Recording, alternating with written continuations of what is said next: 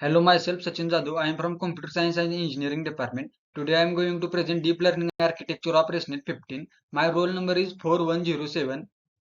The ResNet 15 is a deep convolutional neural network architecture that revolutionized the image recognition. It is a highly effective model known for its ability to learn a complex pattern in image, making it ideal for tasks such as object detection, image classification, and semantic segmentation. Then you see the convolutional neural network. It consists of three layer: convolutional layer, pooling layer, and output layer. Convolutional layer, first CNN utilized convolutional layers that extract the features from images such as edges and texture. Then second is pooling layer. Pooling layer downsample the features maps, reducing the size of the data and making the network more efficient. Then third is a activation function.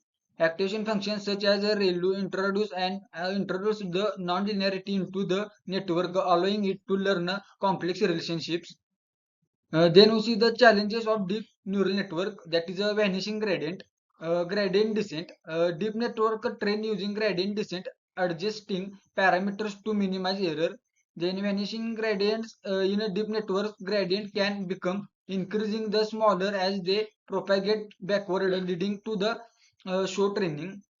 Then it impact on the learning. Vanishing gradient, well, vanishing gradient hinder the ability of the network to learn effectively, especially in a deeper architecture. Then we see the residential connection, that is the key to ResNet 15. First is identity mapping, second is a gradient flow, and third is improved performance. In identity mapping, residential connection allows the network to learn identity mapping where the output is simply the input. Then second is gradient flow. A residential connection enables gradient to flow more easily through the network, preventing them from vanishing. Then improved performance. This allows ResNet 15 to train deeper networks without compromising the performance. Then we see the architecture of ResNet 15. It consists it divided into three structure. First is building blocks, then downsampling and output layer. In a building blocks, ResNet 15 is composed of two multiple residential blocks, each consists of a stack of convolutional layer. In a downsampling, pooling layer are used to reduce the spatial dimension of pictures, maps increasing the respective fields. Then at the last, at output layer, the final layer output is a probability distribution over the possible classes, including the likelihood of each classes. Then we see the training and optimizing of ResNet 15. It consists of batch size of 32 to 64. For the ResNet 15, learning rate is between 0.001 to 0.01, and optimizer used as ADAM and SGD.